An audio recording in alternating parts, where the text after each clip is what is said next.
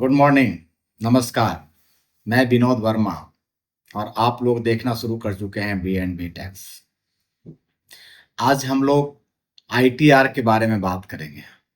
आप लोगों को डिपार्टमेंट के तरफ से मेल और मैसेज आ रहे होंगे।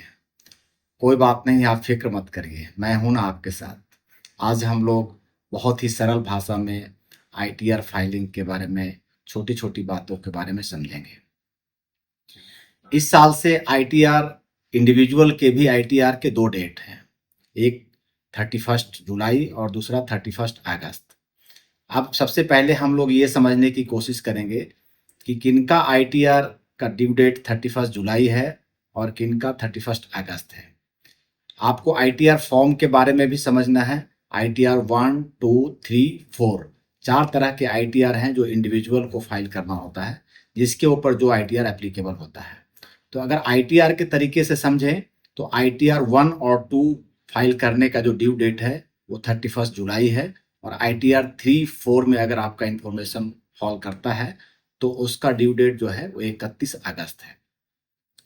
अब संक्षेप में ये बताते हैं कि आईटीआर 1 और 2 उनको फाइल करना होता है जिसका income, salary, house property, capital gain और अदर सोर्सेज से हो तो आईटीआर 1 और 2 फाइल कर सकते हैं।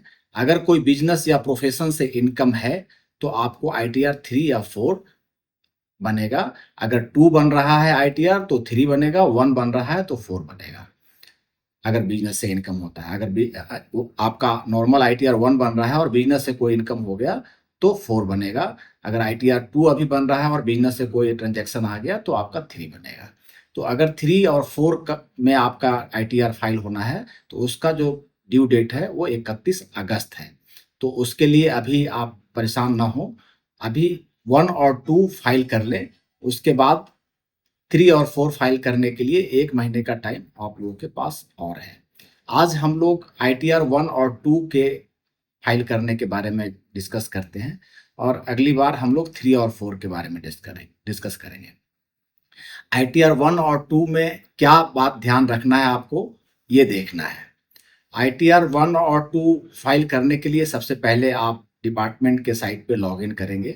हम लोग तो आईटीआर जब बनाते हैं तो सॉफ्टवेयर से बनाते हैं, उसमें थोड़ा अलग तरह से थोड़ा आसान बनाना होता है। लेकिन अगर आप अपना आईटीआर खुद ही भर रहे हैं तो आपको डिपार्टमेंट की साइट पे लॉगिन करना है और एआईएस टीआईएस लॉगिन करना है, सॉरी डाउनलोड करना है। आप पूछेंगे एआईएस और टीआईएस क्या है। एआईएस जो है एनुअल इंफॉर्मेशन स्टेटमेंट है और टीआईएस टैक्स इंफॉर्मेशन स्टेटमेंट है। तीसरा होता है 26एस जो पहले से चला आ रहा है, हालांकि अब एआईएस टीआईएस भी पुराना हो गया, 3-4 साल से है, तो आप लोग उसके बारे में जानते ही होंगे। एआईएस के बारे में आपके सारे इंफॉर्मेशन डिपार्टमेंट डालता है। जो एसएफटी के थ्रू लोग रिटर्न फाइल करते हैं, जैसे आपने शेयर परचेज किया है तो शेयर का इंफॉर्मेशन वहाँ आ रहा होगा, आपने घर परचेज किया है तो घर का आ रहा होगा, जो टैक्स कट रहा है, जहाँ पे भी आपका पैन कोड हो रहा है, आपने बैंक में पैसा डिपॉजिट किया है, आपने बैंक से पैसा निकाला है, वो सारे इन्फॉर्मेशन एआईएस में आ रहा होगा।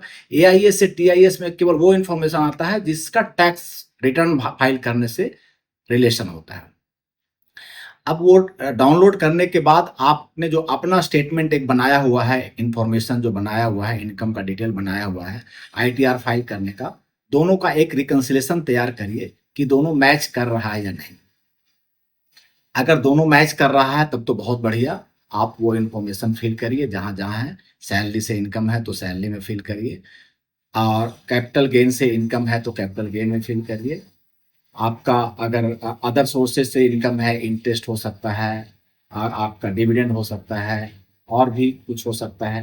फिर कुछ इनकम ऐसे एग्रीकल्चर इनकम हो सकते हैं, तो एग्रीकल्चर इनकम आपको भरना है। ये सारा इनकम आप फिल करेंगे टीआईएस या एआईएस में, टीआईएस से या अपना जो स्टेटमेंट बना रखा है। अब सारा इन्फॉर्मेशन जो है या सारा इनकम का डिटेल टीआईएस में भी नहीं आता है। मैंने आपको बताया कि टीआईएस में केवल वही इनकम का डिटेल आता है जो जहाँ पे आपने अपना पैन कोड किया है।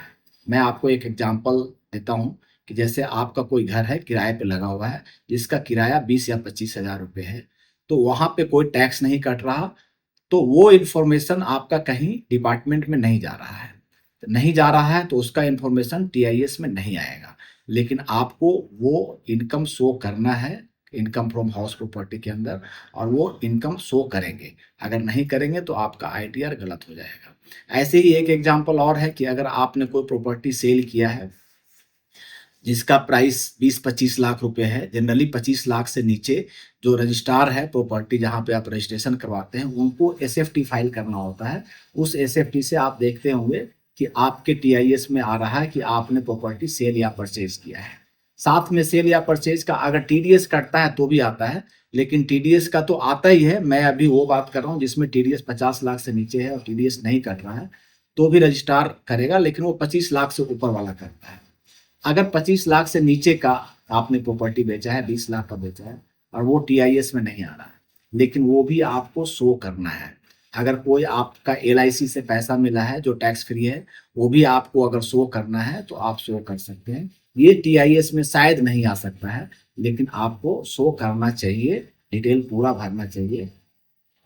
ये तो नॉर्मल डिटेल है। एक बहुत इंपॉर्टेंट है जिसके लिए सबके पास बहुत मेल आ रहे हैं और डिपार्टमेंट लगभग डेली ही ऑर्डर निकाल रही है, एफएक्यू निकाल रही है, नोटिफिकेशन निकाल रही है कि अगर फॉरेन एसेट्स है, अगर आपके पास कोई फॉरेन एसेट्स है तो आपका आईटीआर 1 नहीं आईटीआर 2 जाएगा, और वो फॉरेन एसेट्स आपको एक एफए है आईटीआर में, फॉरेन एसेट्स का शेड्यूल है, उसमें उसका डिटेल डालना है। फॉरेन एसेट्स क्या है इसके बारे में मैंने एक वीडियो बनाया है, इससे जस्ट पहले का वीडियो है, वो आप लोग देख सकते हैं, क्योंकि यहाँ पे मैं फिर से डिटेल बताने लगूंगा तो बहुत लंबा हो जाएगा। और मैंने उसके ऊपर डिटेल में वीडियो बनाया है कि क्या फॉरेन एसेट्स है, कहाँ पे कैसे आपको दिखाना है। वहाँ पे आपको जरूर दिखाना है, अगर नहीं दिखाएंगे तो उसकी पेनाल्टी 10 लाख रुपए तक है। और फॉरेन एसेट दिखाने का मतलब ये नहीं है कि वो इनकम है। अगर फॉरेन से आपका कोई इनकम हो रहा है तो आपको इनकम में शो करना है। फॉरेन एसेट के शेड्यूल में केवल फॉरेन एसेट्स का डिटेल डालना है, और ये जरूर डालें, नहीं डालेंगे तो आप प्रॉब्लम में फंस सकते हैं। ऐसे ही AIS TIS 26AS का भी मेरा एक वीडियो है, जो आपको अगर नहीं समझ आए या पहली बार देख रहे हो तो आप उस वीडियो को देख सकते हैं और समझ सकते हैं। सारे इनकम अगर आपके फील हो जाए तो आप फिर से एक बार रिपो कर लीजिए, अपने इनकम और टीआईएस के इनकम से रिकंसिलेशन कर लीजिए। रिकंसिलेशन करके देख लीजिए कि कहीं ऐसा तो नहीं कि कोई इनकम छूट रहा है। मैं फिर बता रहा हूँ कि टीआईएस में जितना इनकम आया हुआ है, जो इन्फॉर्मेशन आया हुआ है, अगर आप वो शो नहीं कर रहे हैं, उससे कम शो कर रहे हैं, तो आप प्रॉब्लम में फंस सकते हैं। आपके नोटिस आने के चांसेस बहुत ज़्यादा होंगे। उससे ज़्यादा आप शो कर सकते हैं, जो मैंने 2 एग्जांपल बताया, ऐसे बहुत सारे एग्जांपल हो सकते हैं जो आपके इनकम हो, क्योंकि आपको अपना इनकम के बारे में ज़्यादा पता होगा। कोई आप सीए से भरवा रहे होंगे या किसी टैक्स कंसल्टेंट से आईटीआर भरवा रहे होंगे, उसको भी डिटेल आपको ही देना है, आप ही देंगे उसको डिटेल। अदरवाइज तो वो टीआईएस देख करके आपको बताएगा सर आपके पास ये है, ये है, ये है। लेकिन मैं बता रहा हूँ कि टीआईएस सब कुछ नहीं है, टीआईएस के अलावा भी आपका इनकम हो सकता है। तो आईटीआर फाइल करने से पहले ये बात जरूर देखें और समझें, और उसको उसी हिसाब से आईटीआर में दिखाएं इनकम अपना। आपका बैंक अकाउंट अगर रिफंड बनता है तो बैंक अकाउंट को वैलिडेट जरूर करें। वैलिडेट करेंगे तो बैंक अकाउंट में अगर कोई गलती होगी, अगर आईएफएससी कोड या किसी चीज़ में गलती होगी तो वैलिडेट नहीं होगा, वहीं पे दिखा देगा कि वैलिडेट नहीं हुआ। वैलिडेट कर देंगे तो रिफंड आना आसान होगा।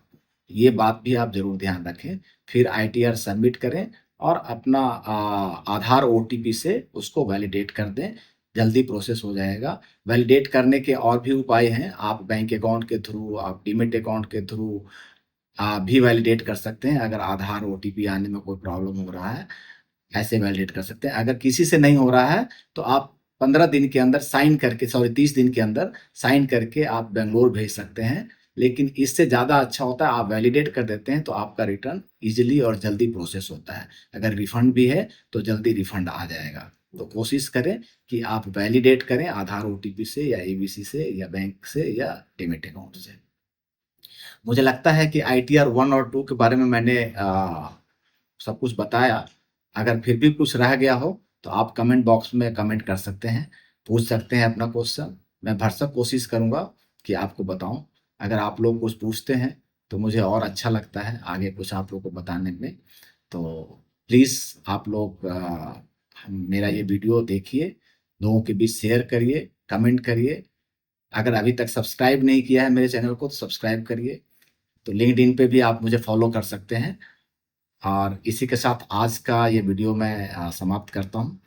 आप मेरे साथ बने रहे, इसके लिए थैंक यू।